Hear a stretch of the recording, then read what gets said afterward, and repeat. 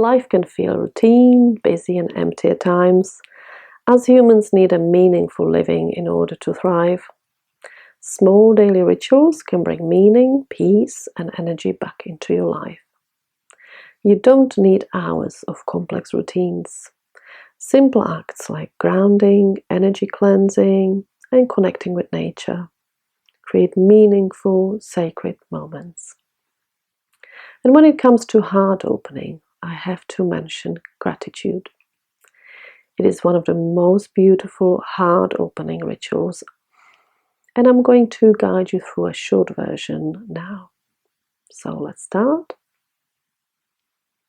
You can place a hand on your heart, close your eyes, and take a deep breath and exhale.